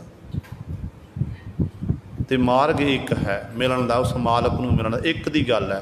तो बाणी जिथे हरमंदर साहिब गुरु सर इस तरह सतगुरु तैयार किया है, ਉੱਥੇ ਬਾਣੀ ਗੁਰੂ ਗ੍ਰੰਥ ਸਾਹਿਬ ਸਰਬ ਸਾਂਝੀ ਬਾਲਤਾ ਦਾ ਉਪਦੇਸ਼ ਦੇਣ ਵਾਲੀ ਹੈ, ਉਹ ਬਾਣੀ ਵੀ ਉੱਥੇ ਬਿਰਾਜਮਾਨ ਕਰ ਦਿੱਤੀ। ਫਿਰ ਸਤਿਗੁਰੂ ਜੀ ਨੇ ਭਾਈ ਗੁਰਦਾਸ, ਬਾਬਾ ਬੁੱਢਾ ਸਾਹਿਬ ਅਤੇ ਭਾਈ ਗੁਰਦਾਸ ਜੀ ਨੇ ਆਖਿਆ ਹਰਿਮੰਦਰ ਸਾਹਿਬ ਵਿੱਚ ਰਮਣੀਕ ਥਾਂ ਹੈ। ਅਤੇ ਸਤਿਗੁਰੂ ਹੁਣ ਵਿਚਾਰ ਕਰਦੇ ਨੇ ਕਿ ਇਸ ਗ੍ਰੰਥ ਦੀ ਟਹਿਲ ਸੇਵਾ ਲਈ ਕਿਹਨੂੰ ਲਾਇਆ ਜਾਵੇ, ਕਿਹੜਾ ਐਸਾ ਹੈ ਜਿਹੜਾ ਇਹ ਸੇਵਾ ਕਰੇ ਕਿ ਵੇਦੀਆਂ ਵਿੱਚੋਂ ਲਾ ਦੇ ਗੁਰੂ ਨਾਨਕ ਪਾਤਸ਼ਾਹੀ ਕੁਲ ਵਿੱਚੋਂ, ਜਾਂ ਤੇਹਣ ਗੁਰੂ ਅੰਗਦ ਦੇ ਮਹਾਰਾਜ ਦੇ ਕੁਲ ਵਿੱਚੋਂ ਕਿਸੇ ਨੂੰ ਸੇਵਾ ਬਖਸ਼ੀਏ, ਜਾਂ ਇਸ ਭੱਲਿਆਂ ਦੀ ਕੁਲ ਗੁਰੂ ਅਮਰਦਾਸ ਪਾਤਸ਼ਾਹੀ ਕੁਲ ਵਿੱਚੋਂ, ਜਾਂ ਸੋਢ ਵੰਸ਼ ਵਿੱਚੋਂ। ਫਿਰ ਪਾਤਸ਼ਾਹ ਵਿਚਾਰ ਕਰਦੇ ਨਹੀਂ, ਬੇਦੀ ਤੇਹਣ ਭੱਲੇ ਬੰਸ ਜੋ ਕੁ ਜਿਹੜੇ ਗੁਰੂ ਜੇ ਕੁਲ ਕੇ ਹੈ ਅਬਤੰਸ ਗੁਰ ਕੁਲ ਕੇ ਹੈ ਅਬਤੰਸ। ਕਹਿੰਦੇ ਇਹਨਾਂ ਨੂੰ ਆਪਣੀ ਆਪਣੀ ਕੁਲ ਦਾ ਮਾਣ ਹੈ ਕਿ ਇਹ ਅਸੀਂ ਗੁਰੂ ਕੋਲ ਸਾਡਾ ਜਨਮ ਹੋਇਆ ਹੈ। ਇਹ ਤੋਂ ਕਹਿੰਦੇ ਜਿਹੜੀ ਸੇਵਾ ਹੈ, ਟਹਿਲ ਸੇਵਾ ਹੈ, ਇਹ ਤਾਂ ਉਹ ਕਰ ਸਕਦਾ ਹੈ ਜਿਹਦੇ ਮਨ ਵਿੱਚ ਨਿਮਰਤਾ ਹੋਵੇ। ਅਤੇ ਨਿਮਰਤਾ ਕਿਹੜੇ ਸਿੱਖ ਦੇ ਵਿੱਚ ਹੈ? ਰਾਮਸਰ ਵਾਲੇ ਸਥਾਨ 'ਤੇ ਸਤਿਗੁਰੂ ਦੀਨ ਦੁਨੀਆ ਦੇ ਮਾਲਕ ਧੰਨ ਗੁਰੂ ਅਰਜਨ ਦੇਵ ਮਹਾਰਾਜ ਸੋਚਾਂ ਵਿੱਚ ਪਏ ਹੋਏ ਨੇ, ਜਿਹੜੇ ਸਾਰਿਆਂ ਦੀ ਚਿਤਵਨੀਆਂ ਕੱਟਣ ਵਾਲੇ ਨੇ ਨਾ। ਅੱਜ ਪਾਤਸ਼ਾਹ ਵਿਚਾਰ ਕਰ ਰਹੇ ਨੇ ਇਹ ਕਿਹਨੂੰ ਇਹ ਸੇਵਾ ਸੌਂਪੀ ਜਾਵੇ ਕਿ ਸੇਵਾ ਵਿੱਚ ਜਿਹੜਾ ਨਿਪੁੰਨ ਹੋਵੇ ਨਾ ਉਹੀ ਇਸ ਗ੍ਰੰਥ ਦੀ ਸੇਵਾ ਕਰ ਸਕਦਾ। ਅਤੇ ਪਾਤਸ਼ਾਹ ਜੀ ਨੇ ਬੜੇ ਧਿਆਨ ਨਾਲ ਇਕੱਲੇ ਇਕੱਲੇ ਸਿੱਖ ਵੱਲ ਦੇਖਣਾ ਕੀਤਾ। ਇਕੱਲੇ ਇਕੱਲੇ ਸਿੱਖ ਦਾ ਜੀਵਨ ਝਾਤੀ ਪੰਛੀ ਝਾਤ ਪਾਤਸ਼ਾਹ ਨੇ ਮਾਰਨਾ ਕੀਤੀ। ਭਾਈ ਗੁਰਦਾਸ ਵੱਲ ਦੇਖਿਆ, ਹੋਰ ਸਿੱਖਾਂ ਵੱਲ ਦੇਖਿਆ। ਹਾਲਾਂਕਿ ਇਹਨਾਂ ਸਿੱਖਾਂ ਦਾ ਚੜ੍ਹਦੀ ਕਲਾ ਜੀਵਨ ਸੀ, ਬੜੀ ਕਿਰਪਾ ਸੀ, ਪਰ ਅਖੀਰ 'ਤੇ ਜਿਹੜੀ ਸਤਿਗੁਰ ਦੀ ਸੁਰਤੀ ਹੈ ਨਾ, ਉਹ ਬਾਬਾ ਬੁੱਢਾ ਸਾਹਿਬ ਉੱਤੇ ਟੇਕੀ ਕਿ ਬਾਬਾ ਬੁੱਢਾ ਸਾਹਿਬ ਤੋਂ ਵੱਡਾ ਸਿੱਖ ਕੋਈ ਨਹੀਂ ਹੈ। ਇਹ ਗੁਰੂ ਨਾਨਕ ਜਿਨ੍ਹਾਂ ਨੇ ਆਪਣੇ ਹੱਥਾਂ ਨਾਲ ਗੁਰੂ ਨਾਨਕ ਪਾਤਸ਼ਾਹ ਦੀ ਸੇਵਾ ਕੀਤੀ ਹੈ, ਨੇਤਰਾਂ ਨਾਲ ਗੁਰੂ ਨਾਨਕ ਦੇ ਦੀਦਾਰ ਕੀਤੇ ਨੇ, ਗੁਰੂ ਅੰਗਦ ਦੇ ਮਹਾਰਾਜ ਟਹਿਲ ਸਾਹਿਬ 'ਚ ਹਾਜ਼ਰ ਹੋਏ ਨੇ, ਗੁਰੂ ਅਮਰਦਾਸ ਪਾਤਸ਼ਾਹ, ਅਤੇ ਹੁਣ ਤੱਕ ਇਹ ਸੇਵਾ ਕਰ ਰਹੇ ਨੇ। ਅਤੇ ਬਾਬਾ ਬੁੱਢਾ ਸਾਹਿਬ ਦੀ ਸੇਵਾ ਵੱਡੀ ਹੈ, ਇਸ ਕਰਕੇ ਇਹ ਸੇਵਾ ਸੇਵਕ ਨੂੰ ਦਿੱਤੀ ਜਾਣੀ ਚਾਹੀਦੀ ਹੈ। ਸੇਵਕ ਕੋ ਸੇਵਾ ਬਣ ਆਈ, ਹੁਕਮ ਬੂਝ ਪਰਮ ਪਦ ਪਾਈ। ਅਤੇ ਸਤਿਗੁਰੂ ਜੀ ਨੇ ਉਹ ਜਿਹੜਾ ਸਮਾਂ ਸੀ ਨਾ, ਰਾਤ ਦਾ ਸਮਾਂ ਸੀ, ਰਾਤ ਨਿਕਲੀ ਹੈ, ਅੰਮ੍ਰਿਤ ਵੇਲੇ ਦਾ ਸਮਾਂ ਹੋ ਗਿਆ। ਬਾਬਾ ਬੁੱਢਾ ਸਾਹਿਬ ਜੀ ਨੂੰ ਸਤਿਗੁਰੂ ਜੀ ਨੇ ਫਿਰ ਬਹੁਤ ਸਾਰੀਆਂ ਸੰਗਤਾਂ ਇਕੱਤਰ ਹੋਈਆਂ ਨੇ, ਬੜਾ ਇਕੱਠ ਹੈ। ਪਤਾ ਹੈ ਕਿ ਸੰਗਤਾਂ ਨੂੰ ਇਹ ਪਹਿਲਾਂ ਮੈਸੇਜ ਦਿੱਤਾ ਗਿਆ, ਸੁਨੇਹਾ ਦਿੱਤਾ ਗਿਆ ਕਿ ਸਵੇਰ ਵੇਲੇ ਗੁਰੂ ਗ੍ਰੰਥ ਸਾਹਿਬ ਮਹਾਰਾਜ ਹਰਿਮੰਦਰ ਸਾਹਿਬ ਵਿਖੇ ਬਿਰਾਜਮਾਨ ਕਰਨੇ ਨੇ।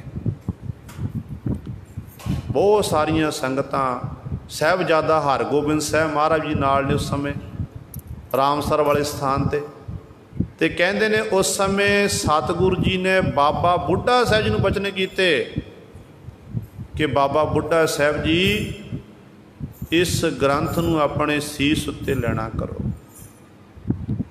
ਅਤੇ ਬਾਬਾ ਬੁੱਢਾ ਸਾਹਿਬ ਜੀ ਨੇ ਪਾਵਨ ਗ੍ਰੰਥ ਆਪਣੇ ਸੀਸ ਉੱਤੇ ਲਿਆ। ਅਤੇ ਧੰਨ ਗੁਰੂ ਅਰਜਨ ਦੇਵ ਮਹਾਰਾਜ ਨੇ ਚੌਰ ਪਕੜੇ ਆ। ਸਤਿਗੁਰੂ ਚੌਰ ਦੀ ਸੇਵਾ ਕਰਦੇ ਨੇ, ਸ਼ੰਖ ਵੱਜ ਰਹੇ, ਨਫੀਰੀਆਂ ਵੱਜ ਰਹੀਆਂ ਹਨ, ਅਤੇ ਗੁਰੂ ਬੜੇ ਇੱਕ ਰੱਬੀ ਬਾਣੀ ਦਾ, ਇਲਾਹੀ ਬਾਣੀ ਦਾ ਕੀਰਤਨ ਕਰਦੇ ਹੋਏ ਇੰਝ ਗੁਰੂ ਸਰੇ ਹਰਿਮੰਦਰ ਸਾਹਿਬ ਦੇ ਪਾਵਨ ਸਥਾਨ ਵਿਖੇ ਸਤਿਗੁਰੂ ਗੁਰੂ ਗ੍ਰੰਥ ਸਾਹਿਬ ਮਹਾਰਾਜ ਦੀ ਪਾਵਨ ਬੀੜ ਨੂੰ ਲੈ ਕੇ ਗਏ, ਪੋਥੀ ਪਰਮੇਸ਼ਰ ਕਾ ਥਾਂ।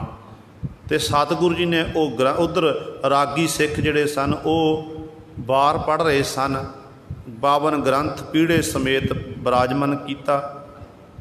ਸਤਿਗੁਰੂ ਜੀ ਬੈਠ ਗਏ, ਚੌਰ ਦੀ ਸੇਵਾ ਹੋ ਰਹੀ ਹੈ, ਬਾਬਾ ਬੁੱਢਾ ਸਾਹਿਬ ਜੀ ਤਾਬਿਆਂ ਬੈਠੇ ਹੋਏ ਨੇ। ਉੱਧਰੋਂ ਗੁਰੂ ਸਾਹਿਬ ਜਦੋਂ ਬਾਰ ਭੋਗਦਾ ਪਿਆ ਨਾ, ਭੋਗ ਸਮਾਪਤ ਹੋਈ ਹੈ, ਅਤੇ ਸਤਿਗੁਰੂ ਜੀ ਨੇ ਫਿਰ ਆਪਣੇ ਮੁੱਖੋਂ ਬਚਨ ਕੀਤੇ ਕਿ ਬੁੱਢਾ ਸਾਹਿਬ ਖੋਲ੍ਹੋ ਗ੍ਰੰਥ, ਲੈ ਆਵਾਜ਼ਾ ਸੁਣੈ ਸਭ ਪੰਥ। ਗੁਰਦਿਆਸ ਦੇ ਬੋਲ ਨੇ, कहते आवाज़ा तो हुक्मनामा लेना करो, हुक्म लवो सारा पंथ सुने। कहते अदब सहित ग्रंथ सब खोला, ले आवाज़ बुढ़ा मुख बोला। ते की बोली अपने मुखों, सूही महला पंजवा, संतां के कारज आप खलोया, हर कम करावन आया राम, धरत सुहावी ताल सुहावा, बिच अमृत जल छाया राम। सतगुरु जी ने नेत्र बंद करके हुक्मनामा साहब सुनिया बड़े ध्यान दे नाल।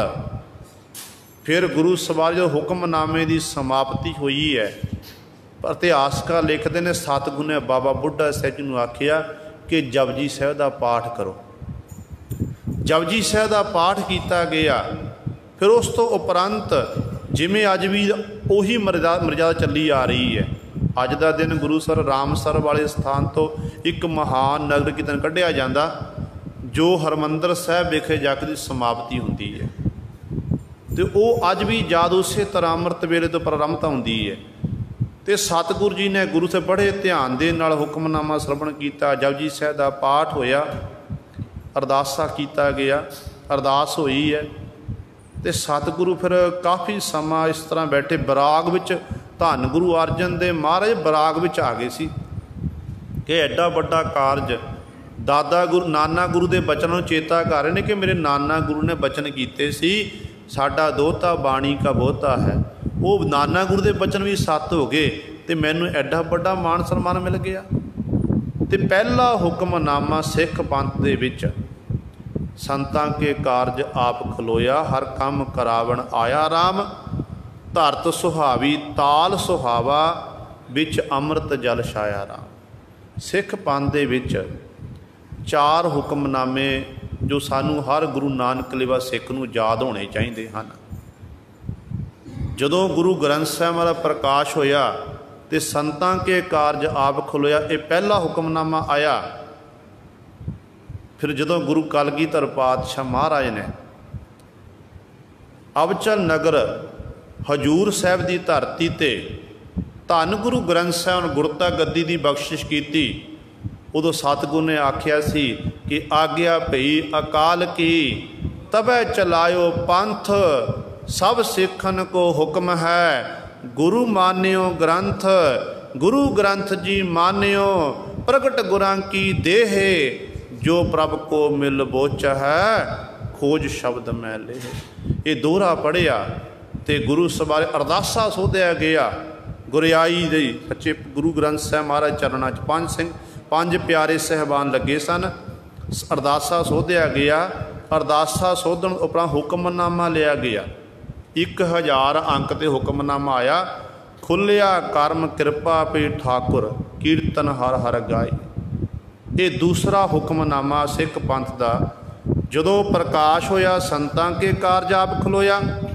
जदों गुरु से गुरियाई मिली है, खुलिया कर्म कृपा पे ठाकुर, ये 2 हुक्मनामे। अगे आप आना करिए। फिर जिस वक्त गुरु सवारियो जदों साका ननकाना साहब वरते वापरे, आप जी इतिहास तो भली भत जाणू, समा सीमित है। जदों साका ननकाना साहब वापरिया, महंत नरैणू जो अपनी मन दी मर्जियां कर रहा सी, गुरमत तो उल्ट कर्म करता सी।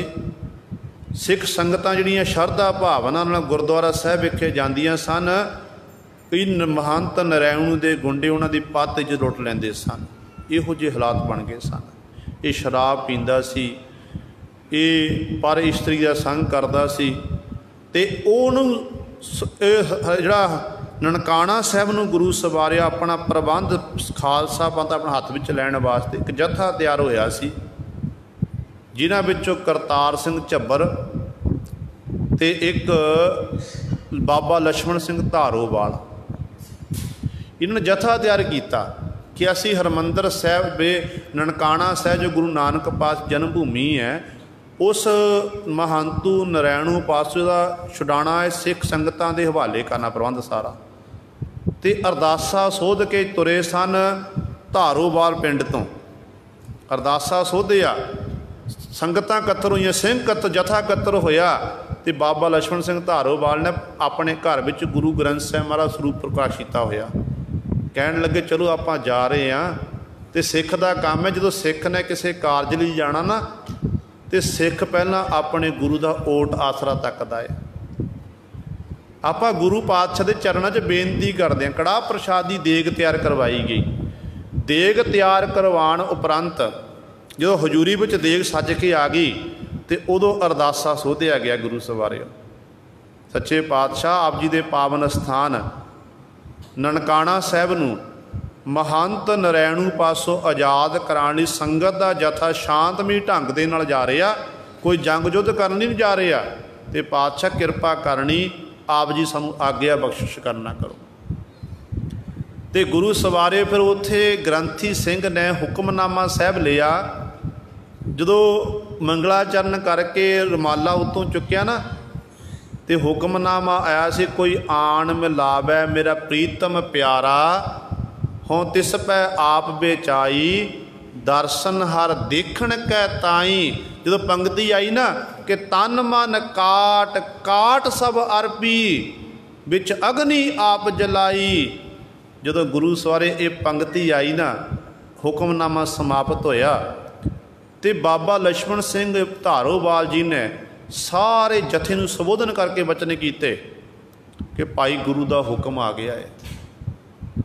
ननकाना साहब का महंत नरैणू पासों आज़ाद हो जाएगा, पर गुरु कह रहा कि तन मन काट काट सब अर्पी, बिच अग्नि आप जलाई।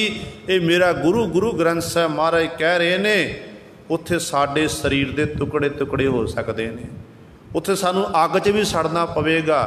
जिन्होंने तो अपनिया जाना प्यारियां ने, परिवार प्यारे ने, वो तो वापस मुड़ जाण। जिन्हां नाल गुरु नाल प्रेम है, जिन्हां दे मन च ये जूझण दा चाह है कि नहीं अपने गुरु नानक पातशाह महाराज के स्थान नूं आज़ाद कराना है, कहण लगे वो फिर साडे नाल जथे नाल चलना करो। ते सिंघां ने बोले सो निहाल, सत श्री अकार दे जकारे लाए सन। ते तीसरा ये सिख पंथ दा तीसरा हुक्मनामा। तो जो फिर जून 84 1984 की आप गल करिए, 1984 दे विच 608 अंक ते हुक्मनामा साहब आया सी। जो कई दिनों बाद जो हरमंदर साहब उत्ते हमला किया गया, श्री अकाल तख्त साहिब ढह ढेरी कर दिता गया। ढह ढेरी तो करन तो बाद जो कई दिनों बाद सफाई करके ना गुरु ग्रंथ साहिब महाराज प्रकाश किया, पहला हुक्मनामा जो उस समय आया सी, उस समय तो उदों गुरु सारे उस उहदे पंक्ति आई सी, जो जो दिसै बड़ा वडेरा सो सो खाकू रल से। एक 608 अंक ते सोठ राग दे विच ते ये गुरु सारे 4 हुक्मनामे सानू सिख पंथ नूं सारिआं नूं याद होने चाहिए। अपने बच्चिआं नूं आप याद रखो, अपने बच्चिआं नूं याद करवाओ, फिर असी असल विच वाकई गुरु ग्रंथ साहिब नूं अपना गुरु मान रहे हैं। ये फिर दिखावा नहीं होवेगा।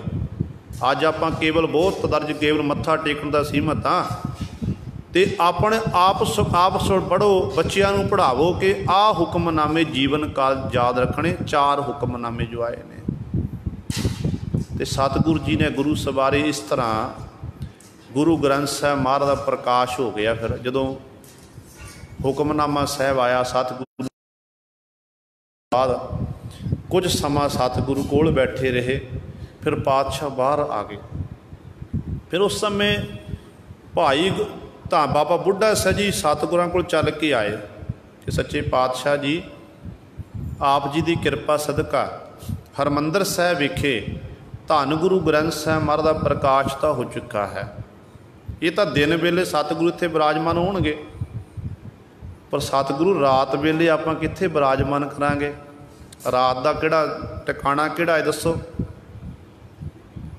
तो गुरु अर्जन देव महाराज कहन लगे साडे कोठे विच करना करो, जिथे अज श्री अकाल तख्त साहिब है ना स्थान बनिया होया, तो पहला गुरु का कोठा हुंदा जी, धन गुरु अर्जन देव महाराज उहदे विच विराजमान हुंदे सन।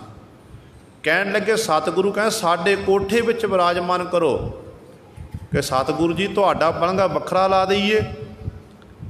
गुरु अर्जन देव महाराज कहण लगे नहीं भाई मैं बाणी दे बरोबर नहीं बैठ सकता, बाणी दे बराबर लेट नहीं सकता हाँ, मेरा आसन भुंजे लाना करो। किन्ना सत्कार, मेरा आसन भुंजे लावो तो मैं भुंजे रवांगा तो गुरु ग्रंथ साहिब महाराज जी पलंग उत्ते विराजमान होणगे।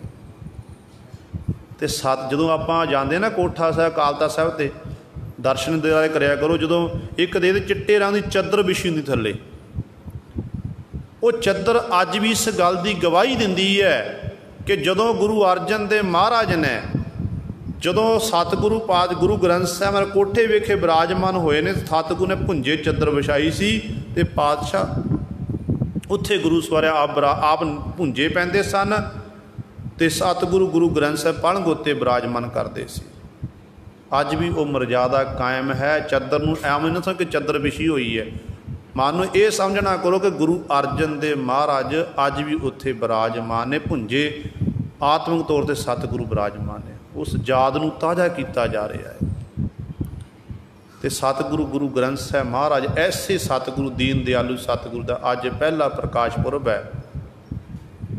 एक बेनती करके दास ने खिमा मंगने को समा हो चुका है।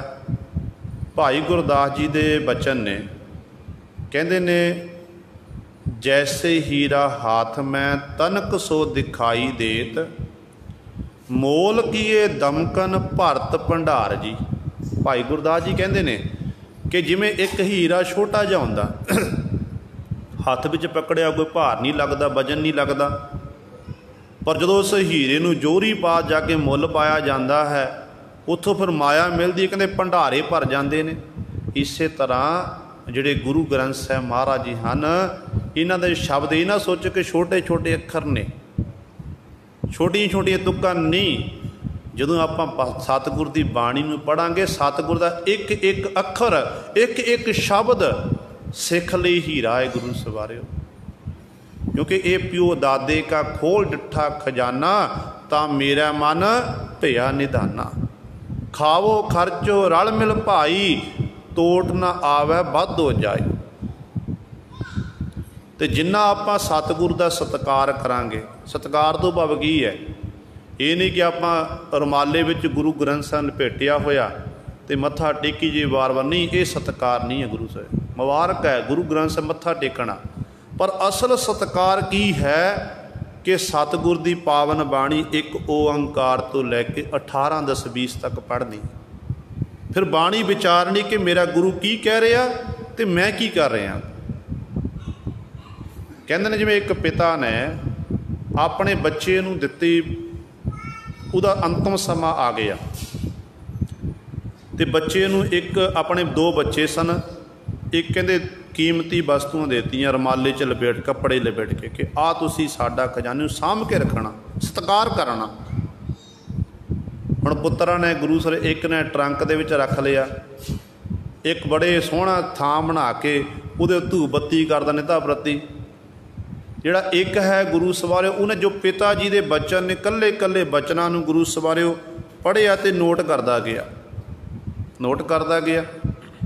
तो काफ़ी समय बाद कहते पिता जी ठीक होए, तंदुरुस्त होए, वो वापस आए ने ते पुछदे ने कि मैं तुहानूं कोई काम कर दे के गया सी, कित्थे है, तुहाडा खजाना दिता सी। कहण लग्या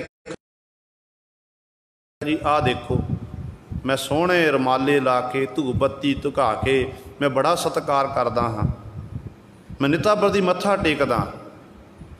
कहण लगे ये ठीक है, जिहड़ा तैनूं काम आ दूजे नूं सद्दिया कि दूजा आया, कहण लग्या तूं दस। उन्होंने कल्ला कल्ला नोट किया होया सी, पढ़िया होया सी, खोल के पढ़िया कि पिता जी का की हुक्म है। कल्ला कल्ला जो हुक्म सी पिता जी का सुना दिता कि आ तुसीं वचन कीता, मैं आ काम कीता, आ कीता, ते पिता दीयां खुशियां उस बच्चे नूं प्राप्त हो गईयां। ते गुरु ग्रंथ साहिब महाराज नूं माफ़ करना बहुत तादाद विच आपां धूप बत्ती धुकाण तक ही रह गए हैं। धूप बत्ती धुका लई, दीवे जगा ले, लाइटां जगा दित्तियां, अतर इत्ते आदि छिड़का कर दिता, पर कदे आपां सतगुर की बाणी नूं खोल के पढ़ना नहीं किया प्रकाश करके। देखो ਘਰਾਂ ਦੇ ਵਿੱਚ ਗੁਰਬਾਣੀ ਦੀਆਂ ਪੋਥੀਆਂ ਗੁੜ ਕੇ ਪਏ ਹੋਏ ਨੇ। ਆਪਾਂ ਕਹਿੰਦੇ ਸਾਡੇ ਕਾਰਜ ਰਾਸ ਨਹੀਂ ਹੋ ਰਹੇ। ਸਾਡੇ ਸਵਾਲ ਹੁੰਦੇ ਨੇ ਕਿ ਬਾਬਾ ਜੀ ਸਾਡੀ ਅਰਦਾਸ ਕਰੋ, ਸਾਡਾ ਫਲਾਣਾ ਕਾਰਜ ਅੜਿਆ ਠੀਕ ਨਹੀਂ ਹੋ ਰਿਹਾ। ਤੇ ਗੁਰਬਾਣੀ ਦੀਆਂ ਘਰੇ ਪੋਥੀਆਂ ਪ੍ਰਕਾਸ਼ ਕਰੋ, ਉਹਦੇ ਉੱਤੇ ਹੱਥ ਫੇਰ ਕੇ ਦੇਖਣਾ ਮਿੱਟੀ ਜੰਮੀ ਹੋਈ ਹੈ, ਧੂੜ ਜੰਮੀ ਹੋਈ ਹੈ। ਰੁਮਾਲ ਦੇ ਨਾਲ ਉਹ ਮਿੱਟੀ ਧੂੜ ਸਾਫ਼ ਕਰੋ, ਬਾਣੀ ਪੜ੍ਹਨੀ ਸ਼ੁਰੂ ਕਰ ਦਿਓ। ਵੱਡੇ ਤੋਂ ਵੱਡਾ ਤੁਹਾਡਾ ਕਾਰਜ ਅੜਿਆ ਹੋਵੇ, ਉਹ ਧੰਨ ਗੁਰੂ ਗ੍ਰੰਥ ਸਾਹਿਬ ਮਹਾਰਾਜ ਨੇ ਠੀਕ ਕਰ ਦੇਣਾ ਹੈ। ਅਸੀਂ ਤਾਂ ਘੱਟਾ ਪਾਇਆ ਹੋਇਆ ਤੇ ਸਾਡੇ ਕਾਰਜ ਕਿੱਥੋਂ ਰਾਸ ਹੋਣੇ ਫਿਰ। ਇਸ ਕਰਕੇ ਇਹ ਜ਼ਰੂਰੀ ਹੈ। ਸਾਡਾ ਇਹ ਦਿਹਾੜਾ ਮਨਾਇਆ ਹੋਇਆ ਤਾਂ ਸਫਲਾ ਜੇ ਆਪਾਂ ਸਤਿਗੁਰ ਦੀ ਬਾਣੀ ਨੂੰ ਪੜ੍ਹੀਏ, ਬਾਣੀ ਨੂੰ ਵਿਚਾਰੀਏ, ਬਾਣੀ ਅਨੁਸਾਰ ਆਪਣੇ ਜੀਵਨ ਨੂੰ ਬਤੀਤ ਕਰੀਏ, ਫਿਰ ਸਾਡਾ ਲੋਕ ਸੁਖੀਏ ਪਰ ਲੋਕ ਸਹੇਲੇ। ਨਾਨਕ ਹਰ ਪ੍ਰਭ ਆਪੇ ਮੇਲੇ ਦੀ ਪਾਤਸ਼ਾਹ ਜੀ ਬਖਸ਼ਿਸ਼ ਕਰਨਗੇ। ਦਾਸ ਤੋਂ ਬੋਲਦਿਆਂ ਤੋਂ